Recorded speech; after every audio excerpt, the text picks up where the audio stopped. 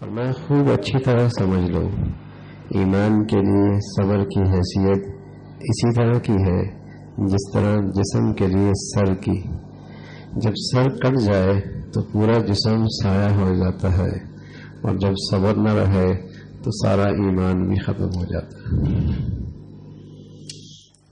دین میں صبر کی حیثیت ایسی ہے جیسے جسم میں سر کے بغیر جسم میں فائدہ کوئی نہیں، صبر کے بغیر ایمان کوئی نہیں۔ صبر یہ ہے کہ جب تم کوئی ایسی بات سنو جو تمہیں اپنی آبرو کے معاملے میں، اپنی عزت کے معاملے میں اور اپنی شان کے معاملے میں غضبناک کر دے تو درگزر کرتے ہوئے اعراض کرو، یہی انسان کی بلندی ہے۔ یہ صبر سب سے مشکل کام، سب سے مشکل کام۔ نفل پڑھنا آسان، تسبیح پڑھنا آسان، تہجد پڑھنا آسان، صدقہ کرنا آسان، اور اپنے اوپر قابو پانا بہت مشکل کام۔ اللہ ہمیں نصیب فرما دے، اللہ ہمیں نصیب فرما دے۔ ہمارے نبی فرمایا کرتے تھے رمضان تو صبر کا مہینہ ہے، اسی چیز کی تو مشق کرنی ہے، اپنی طبیعت پہ، اپنی زبان پہ، اپنی جذبات پہ، اپنے رویوں پہ قابو پانا۔ رمضان تو صبر کا مہینہ ہے۔ تو فرمایا لگے خوب اچھی طرح سمجھ لو، ایمان کے لیے صبر کی حیثیت اسی طرح کی ہے جس طرح جسم کے لیے سر کی۔ جب سر کٹ جائے تو پورا جسم ضائع ہو جاتا ہے۔ صبر کوئی نہیں تو ایمان کوئی نہیں، ایمان سارا ضائع ہو جاتا ہے۔ صبر یہ ہے جب تم کوئی ایسی بات سنو جو تمہیں اپنی آبرو کے معاملے میں، اپنی شان کے معاملے میں، اپنی عزت کے معاملے میں غضبناک کر دے تو درگزر کرتے ہوئے اعراض کرو، یہی انسان کی بلندی ہے۔ سب سے مشکل، میں عرض کر رہا ہوں سب سے مشکل کام، اور یہی رمضان ہے۔ رمضان کیا ہے؟ نام صبر کا ہے۔ رمضان کیا ہے؟ نام صبر کا ہے۔ رمضان کیا ہے؟ نام صبر کا۔ یہ چیز ہے صبر، صبر، صبر۔ اچھوں کے ساتھ اچھا رہنا کون سا کمال ہے؟ یہ تو عدلے کا بدلہ ہے۔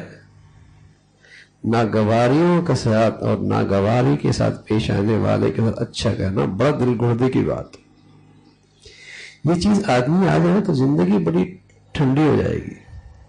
بچوں میں ناگواری آتی ہے، اہلیہ کی طرف سے ناگواری آتی ہے، دوستوں کی طرف سے ناگواری آتی ہے، ساتھ اٹھنے بیٹھنے والوں سے ناگواری آتی ہے۔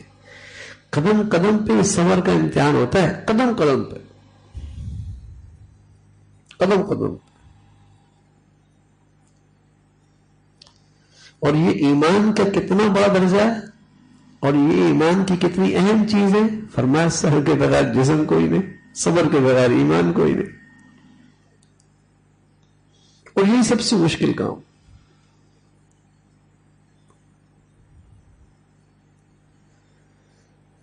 اور فرمانے لگے کہ بھائی یہ ہے صبر، یہی انسان کی بلندی ہے۔ حضرت عمر رضی اللہ عنہ قول ہے، جسے خوف خدا ہو وہ کبھی اپنے غصے میں انتقام لے کر تسکین حاصل نہیں کر سکتا۔ سبحان اللہ۔ فرمایا جسے خوف خدا ہو وہ کبھی اپنے غصے میں انتقام لے کر تسکین حاصل نہیں کر سکتا۔ جو متقی ہے وہ اپنے ارادوں میں اپنی مرضی سے عمل پیرا نہیں ہو سکتا۔ جو متقی ہوتا ہے وہ اپنے ارادوں میں اپنی مرضی سے عمل نہیں کرتا، بلکہ یہ دیکھتا ہے کہ اس ارادے میں اللہ کی مرضی کیا ہے، میرے اس ارادے میں اللہ کی مرضی کیا ہے۔ رسول اللہ صلی اللہ علیہ وسلم فرمایا کرتے تھے کہ چند چیزیں ہیں جو نجات دیتی ہیں آدمی کو، ان میں ایک چیز ہے والقول بالحق فی الرضا والسخط، ہر حال میں انصاف کی بات کہنا، صحیح بات کہنا، چاہے خوشی کا موقع ہو چاہے غصے کا موقع ہو۔ غصے کے اندر بھی اس کی زبان سے ناانصافی کی بات نہیں، زیادتی کی بات نہیں، بے صبری کی بات نہیں. اللہ کے نبی فرمایا 3 چیزیں ایسی جو آدمی کو نجات دے دیں گی. ایک فتقوی اللہ فی السر والعلانیہ، ہر حال میں اللہ سے ڈرنا، لوگوں کے سامنے بھی، خلوت اور تنہائی میں بھی تقوی اختیار کرنا. اور دوسرا، ہر حال میں سچی بات، انصاف کی بات، حق بات کہنا، چاہے غصے کی کیفیت ہو چاہے عام حالت ہو. اور تیسری بات فرمائی والقصد فی الغناء والفقر، ہر حال میں میانہ روی سے چلنا، فقر میں بھی خوشحالی میں بھی. دولت بہت ہے تب بھی طریقے سے زندگی گزارنا، نہیں ہے تو نہیں ہوتی. ہاں، تو میانہ روی سے زندگی گزارنا. اللہ کے نبی نے فرمایا یہ وہ 3 خوبیاں ہیں جو آدمی کے لیے نجات کو آسان کر دیتی ہیں. تو ہر حال میں اپنے ارادوں میں یہ دیکھنا کہ اللہ کی مرضی کیا ہے، اللہ کی مرضی کیا ہے. فرمایا جو متقی ہے وہ اپنے ارادوں پر اپنی مرضی سے عمل پیرا نہیں ہو سکتا.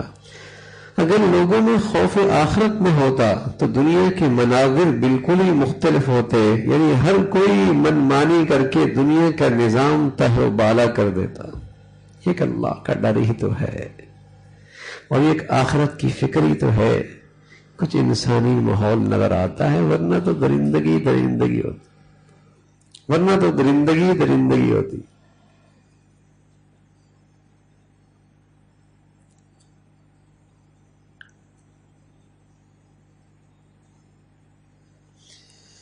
فرمایا اپنی حالت کی نگرانی کرتے رہو اور دوسروں کے عیب تلاش کرنے کے بجائے اپنی اصلاح کی طرف توجہ دو.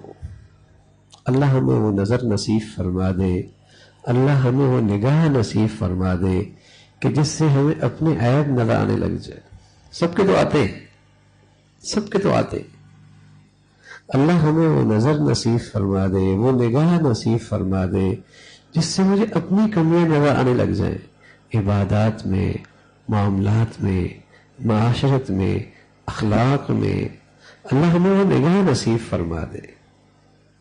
بدقسمتی سے دین کی سطح اتنی گر گئی ہے، اتنی گر گئی ہے کہ ہر آدمی ہمیں اپنے سے کمتر ہی لگتا ہے اور ہر آدمی کے مقابلے میں ہمیں اپنی بزرگی نظر آتی ہے. اس لیے کہ اگر میں 4 پڑھ رہا ہوں تو اس مخلوق کو دیکھ رہا ہوں جو 4 بھی نہیں پڑھتے تو میں تو بزرگ ہو گیا. اور اگر میرا سارا دین مسجد تک ہے تو میں اسے دیکھتا ہوں جو مسجد میں نہیں ہے تو میں تو ولی اللہ ہو گیا. تو وہ نگاہ ہی نہیں رہی جس سے مجھے اپنے عیب نظر آئیں، کمیاں نظر آئیں. جہاں دین کی سطح بلند تھی وہاں یہ نگاہ بہت تیز تھی. وہاں تو یہ تھا نافق حنظلہ ناکف حنظلہ تو منافق ہو گیا، حنظلہ تو منافق ہو گیا. حضرت عمر کہنے لگے بھائی حذیفہ رضی اللہ تعالیٰ عنہ یہ بتا دو کہ منافقین کی جو فہرست ہے اس میں میرا نام تو نہیں ہے. وہ دین کی سطح اتنی بلند ہے کہ وہ نگاہ نکل گئی، وہ نگاہ مل گئی کہ اپنی کمیاں نظر آنے لگ گئی. اور آج دین کی سطح اتنی گر گئی ہے کہ وہ آنکھ ہی نہیں